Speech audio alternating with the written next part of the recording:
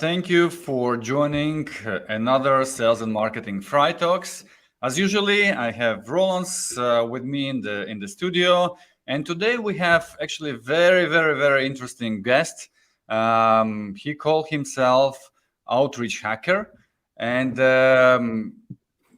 his name is Ivars Pavlovics, and he's specializing on sales outreach automation. And this is a very interesting topic we were looking already for a very long time to be covered and discussed.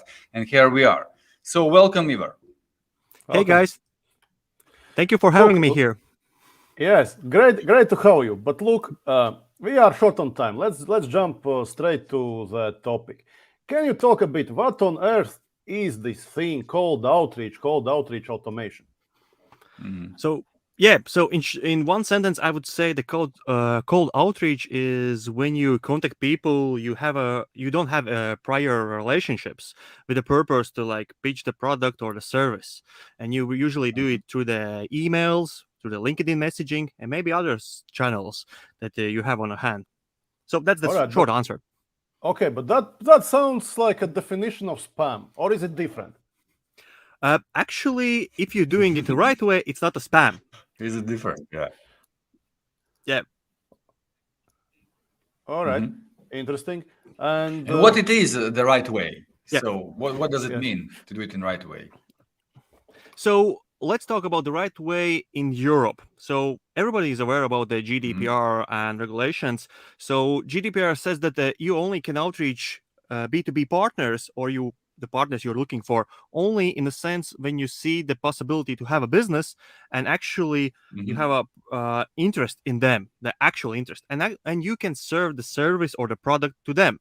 So that is the good way of doing the outreach.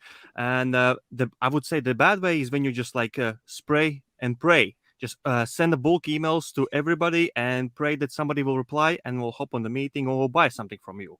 So that was the shortest answer.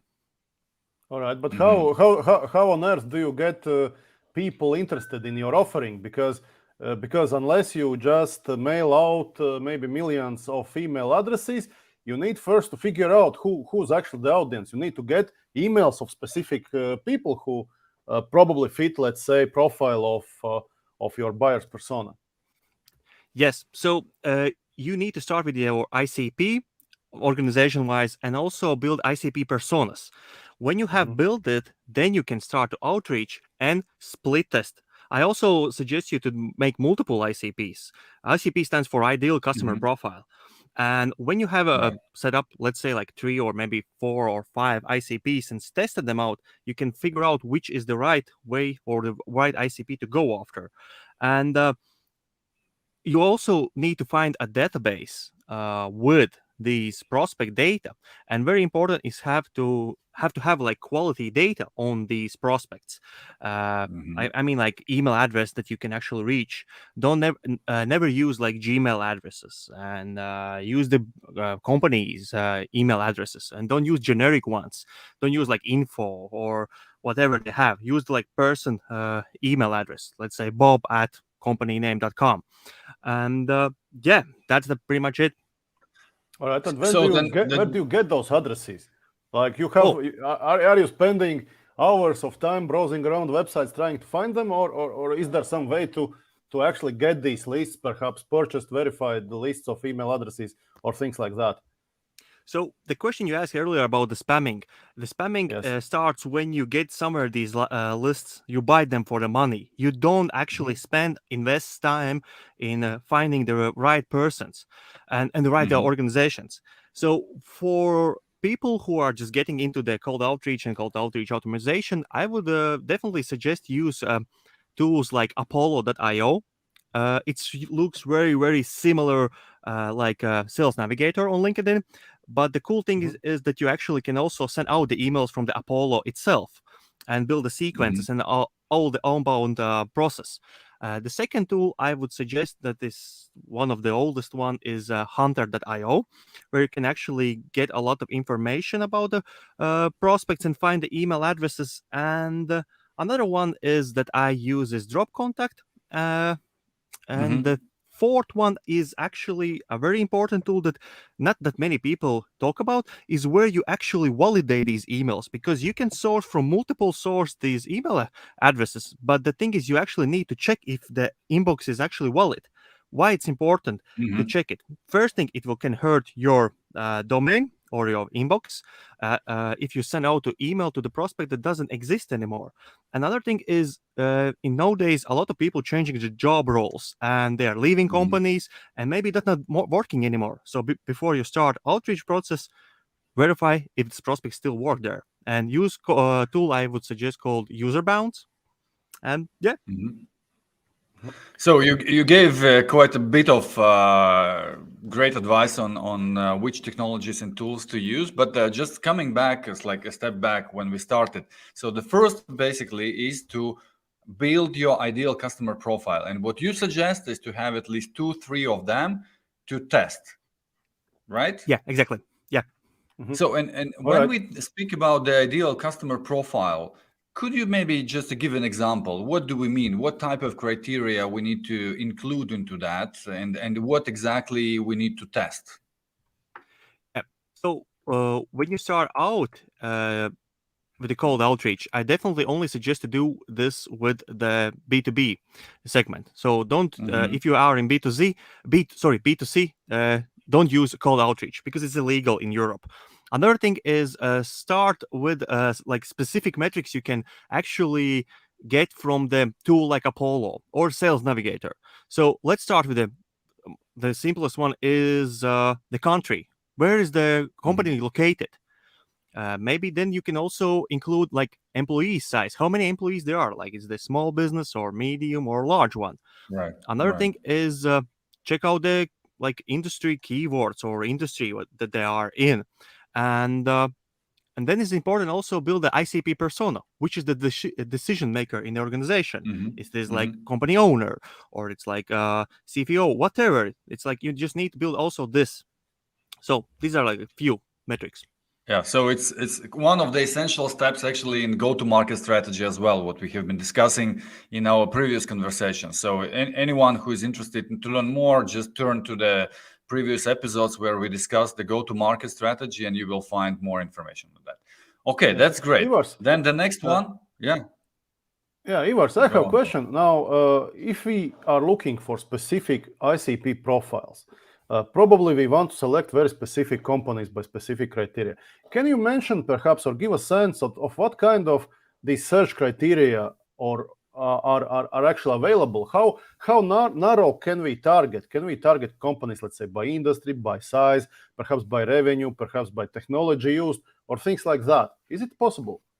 Yeah, this is a good question. So we can actually filter out companies by their size of employees, by their revenue, by the technologies they use and being used on their website and so on.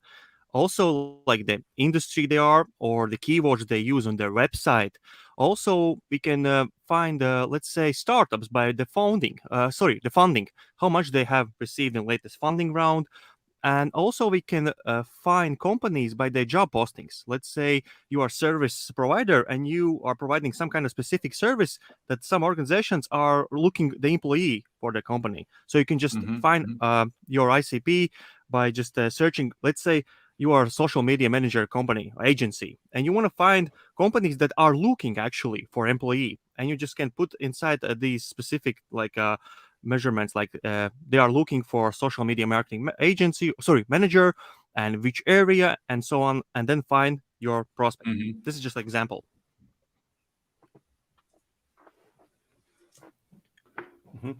All right. Can you talk a bit of I imagine there may be some ICP profiles which are just so narrow that you may end up with having, I don't know, maybe 50 emails. So what is the minimum scale actually for launching a campaign to make sense? Probably you would be looking more than, let's say, 100 emails, right? 500, yes. Maybe 1,000, maybe more. Yeah. So in my opinion, the best way to start testing out the ICPs is having audience or this audience at least like 1,000 prospects. Why? Because there is always room for bad data. So that means that some people want to receive your email, you won't get inside the inboxes, and so on. Another thing is if you have at least 1,000 prospects in your ICP, it will give you a possibility to test out more, like test different copies, test different schedules when you send out. So the best is to start with 1,000 prospects in the ICP, at least 1,000. And what type of let's say, how to measure whether this what you are testing is actually working or not? Can you maybe give a bit of overview of what are the key, let's say, indicators of the success, what you need to look at? Yeah, so actually the most important end metric is how many replies you get, or how many positive replies you are getting. So let's say if you're starting out with 500 prospects and you start outreach, and if you're getting less than 2% reply rate, that's mean that you're not doing something right. Maybe the ICP is wrong. Maybe the copy is not the best one. Maybe volume props doesn't work for them. Another thing is to also check how many positive replies you have from these replies. So yeah, that's pretty much it. Okay. And how do you manage these things? How do you track that? Let's say I understand you are working, let's say, with customers, but probably you are like an organizer or hacker who's setting up the system, but you are not necessarily a person who's actually handling or even reading those emails. How does that happen? So the most important thing actually start with the CRM, whatever HubSpot, Pipedrive you need. You need to have CRM in the place in your organization. From there, you have all the prospects sent to the outreach tool. There's a lot of outreach tools that you can have, and you start sending you are starting the outreach process. And whenever some replies come in, this outreach tool send backs to the CRM notifications, notes about the prospect who replied, who had bounce, and so on, so on. So the most important thing is have the CRM in a place in an organization. I know a lot of people, like a lot of organizations still use like sheets, like Google Sheets. Like, don't use these because you will lose a lot of data and you will mess up your outreach process, because you probably will start double outreach the same prospect, and probably someone already like unsubscribed from your sequence or said, I'm not interested, don't outreach me again. You will lose the data. So the thing is, use CRM and start with the CRM. Okay, that means that you have basically also to think of the overall sales process and maybe sales and marketing funnel, how that all looks together, and where is the place of this outreach, and how then it triggers maybe some other steps and activities, right? Yeah, that you said correctly. The thing is also you need a CRM because when let's say you start scale your organization, you have more SDRs joining the team. It's important that all information is one place. And even if you have like SDR team and CEO, let's say, also want to join the sales process, he need a good overview of the processes, what's happening, where's the prospect at, where's the deal at. So it's very important to have CRM in the place. That's no doubt. Yeah. When it comes to these results, what you said, like the reply rate is one of the key, let's say, KPIs or defining factors of the success. And then moreover, like a positive replies.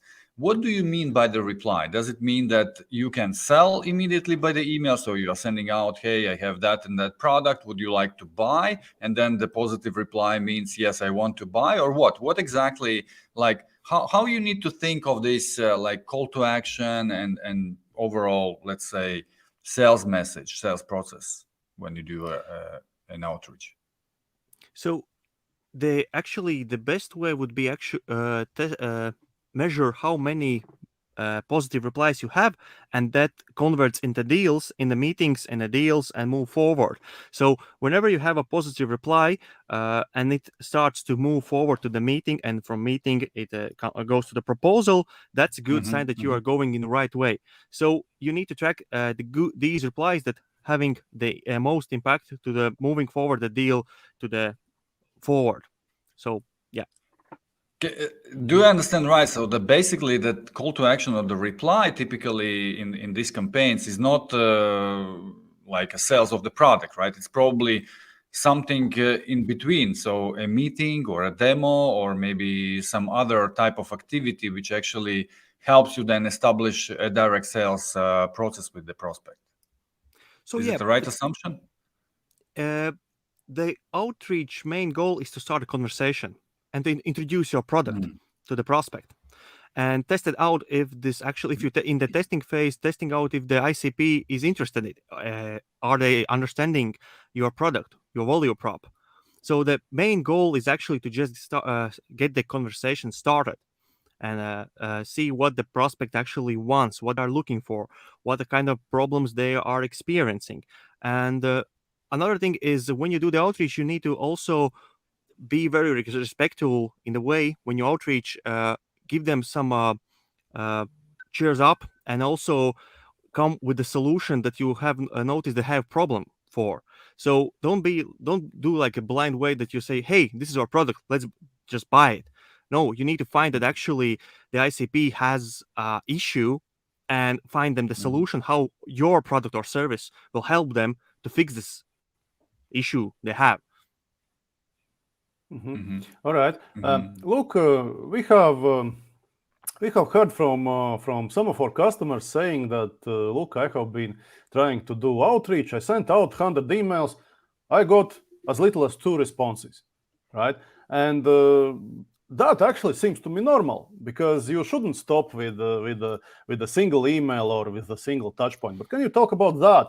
What is your experience in terms of how many emails or calls or touch points in general is necessary, and how many make sense, just to make sure that you actually land this opportunity and you don't lose it because simply your prospect was on vacation or didn't have the time or thought to reply but was disturbed by a call from boss and so on?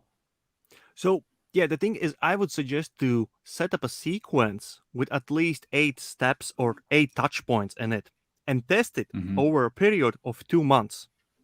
Let's say 40 business days. Because in these 40 business days, if you don't get a reply, that means something not working in that sequence. But if you get some replies, they will definitely come replies after like first week or 2. Then you can diagnose what's the issue with the sequence. But the thing is, what I'm saying is you need at least run the campaign for 40 days. But even if you're starting right now, if you would start right now, I would suggest you expand this period of the outreach for like 3 months or 4 months even, because right now everybody in July and in August are on vacation, so you probably will get little reply rates. So that's me. Yeah. So just expand. All right. And what's your experience with using multiple channels? Let's say pinging people on LinkedIn, sending emails, sending text messages, making cold calls, maybe sending gifts at the end of the day, perhaps even doing unexpected visit and things like that. Does it make sense to use actually more than one channel, or plain good business email is enough? So for me, I have found the best works when I use 2 mediums, 2 channels. This is email and LinkedIn. And also, I have found that using email more creative way and also LinkedIn more creative way, you can get more success. For example, at this period, when everybody is on vacation, I get very, very little reply rates on the emails. So I can still count on the LinkedIn. And actually, LinkedIn is working really well on these times when everybody on vacation, because a lot of people still go to LinkedIn daily. They use it as a social media platform. And if you get in their inbox or just do a connection request with solid text, solid invitation text that they are actually willing to reply and accept your invitation, you can actually get some replies. Another thing is make your emails and LinkedIn approach creative. For example, in email, use some image mockups that are automatically generated in the way that it seems that you have personalized yourself. Another thing is on LinkedIn right now is use audio messaging. You can actually pre-record the audio message and send it out in your in your outbound sequence in whatever specific touch point you have like made it. So yeah, be creative. Okay. Yeah, go on, Roland. Yes, I wanted to ask, but how does it look like? You mentioned so many things. You mentioned, let's say, first of all, you have a tools for prospecting where you actually find prospects. Then you have probably tools that are sending out emails. Then another thing, you probably need to somehow think about your email domain, set it up so that it goes out from your company email. Then you have to consider your email domain reputation, and probably there are tens of other things which I haven't yet considered at all. So is it possible actually to handle everything that you mentioned with, let's say, I don't know, Apollo or some other tool, or actually what you need like a large orchestra of different tools doing some separate things actually to set up a system which works? So it doesn't care how huge organization you are. If you are like a single entrepreneur, or you already have like organization where it's like 100 employees, the system, it's pretty much the same. Start with the CRM, one software CRM, decide which one you want to go for, and you can start use Apollo, let's say the same Apollo we already talked, for the outreach. And the thing is, what the Apollo does, you need to connect your email address. It would be great if you have like email company address, not your Gmail regular, but you connect this email address to the Apollo. And how the Apollo works, it just send out the emails on behalf of you. So that means it uses your inbox address and send out the emails. So actually, you need just like two tools to start it out. And the thing is, with the domain, you need to set up everything by standards, I would say. Put all the DNS records you need have in a place. You can just Google it and see there's like few things you need to do, but usually it's like DMARC, SPF record, and you just put everything in a place and start to outreach. Yeah, you need just to comply with basic like requirements, right? To look like a trusted domain. Yes. And the thing is, I would suggest also, if you are worried about that you will get in the spam, use tools like, let's say, mailreach.co. It's an email warming software where you can add your email account to the tool, and it starts sending out emails to the pool of other people inboxes. And if you land in their spam, the system automatically mark is important and get out of the spam. And this tool also helps you to check the copy and see your spam score, because there's a lot of free tools when you can check your email address spam score or where the email lands. But there's like this tool I call MailReach. I like it very much to use it because I can check my copy before I send out or I put in an Apollo for the outbound process. I check it out there and see where it land.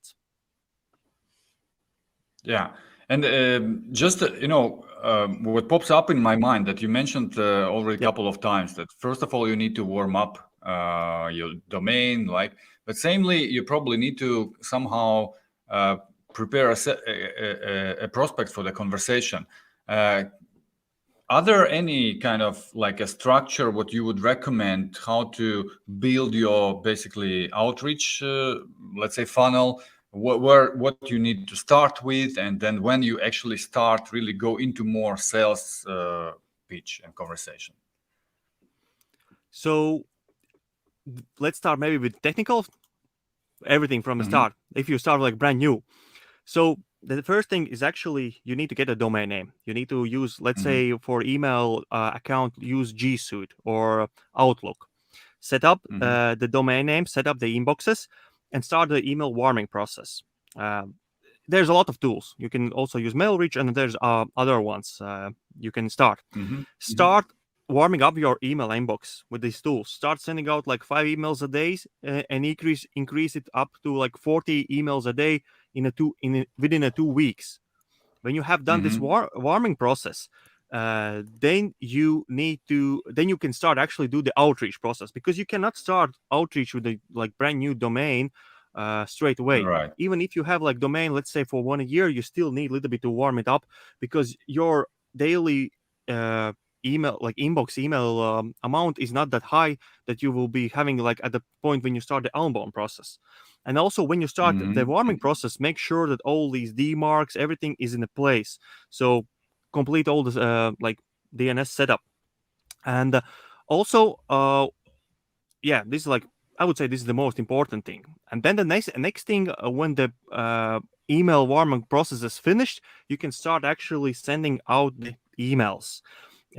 Maybe you can also start when you're already doing like this warming process. You can start doing the prospecting.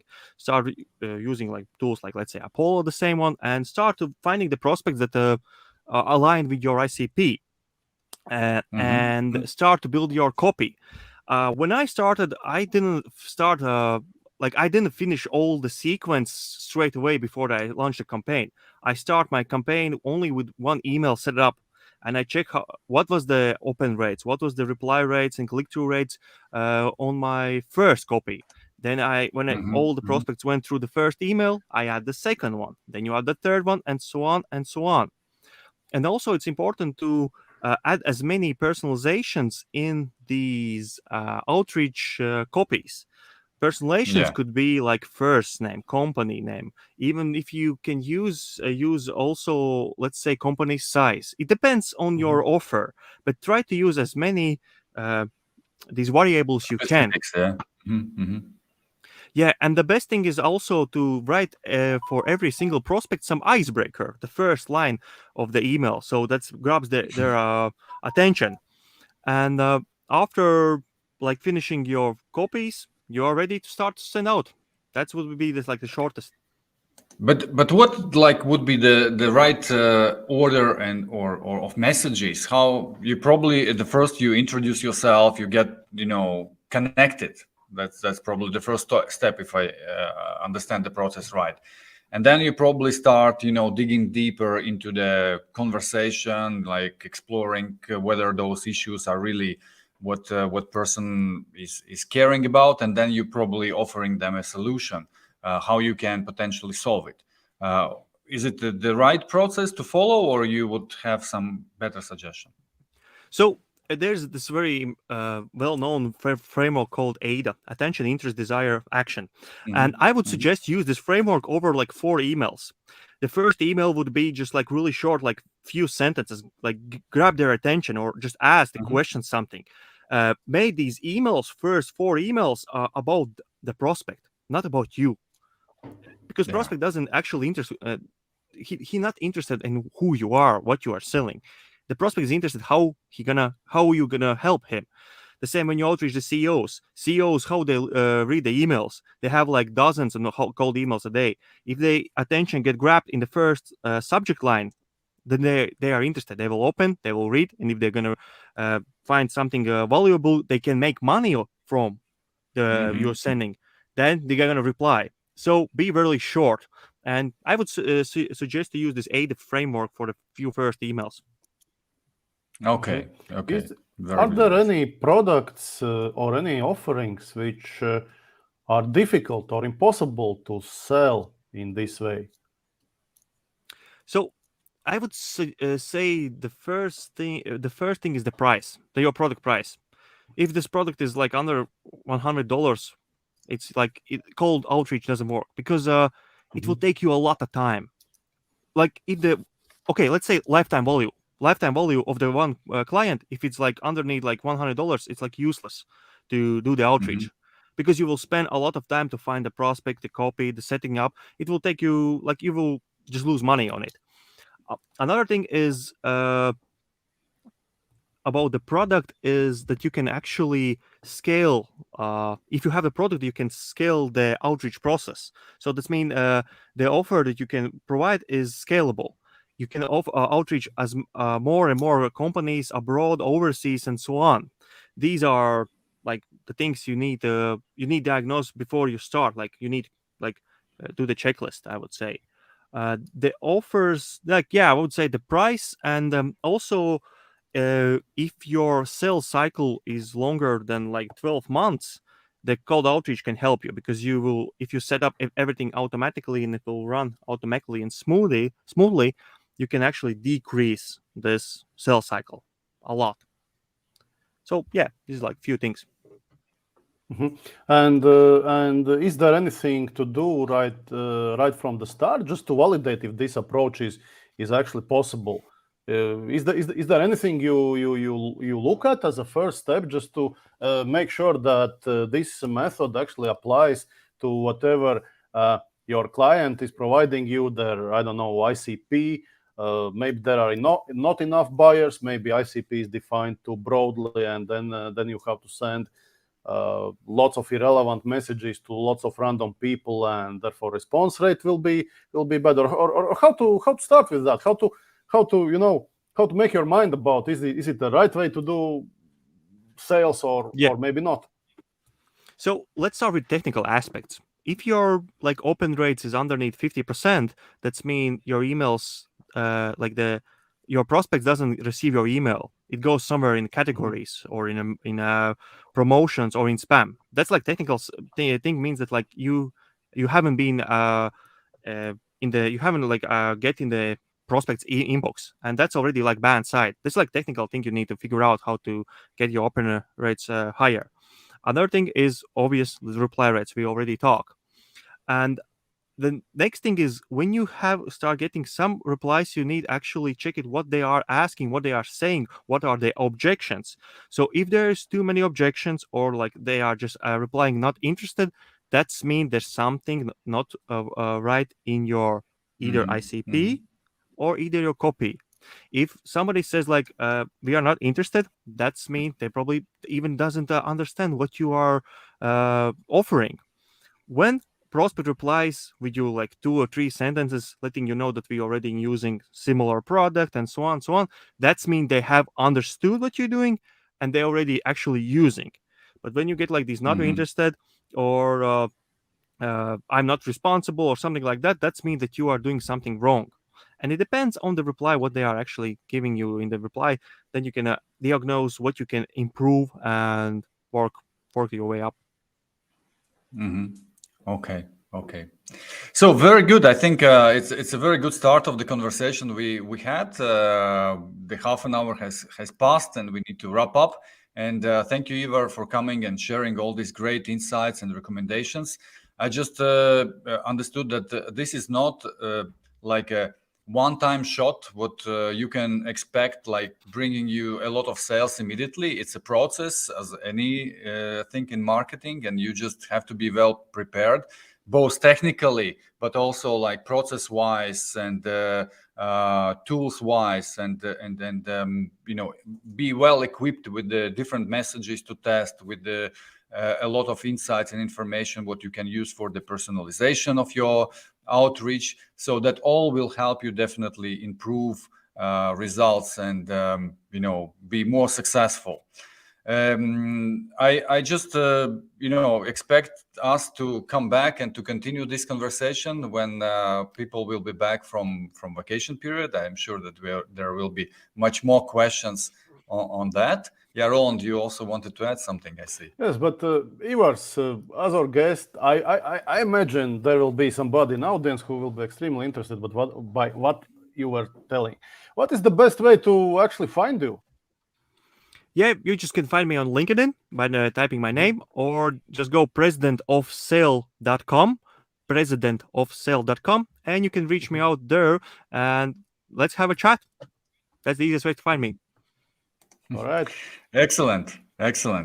So, and for everyone else who is just watching us, I just want to remind that we have all these episodes available as a podcast and as a recording on our YouTube channel. Just feel free to follow up our company, ibd-consulting, on LinkedIn or on YouTube, or just go to any podcast platform of your preference and search for Sales and Marketing Fri.talks, and you will be finding these and other episodes for your reference. Stay tuned. We will come back with the announcement on the next guest and next topic, and have fun during the summer. Bye. See you next time. Bye.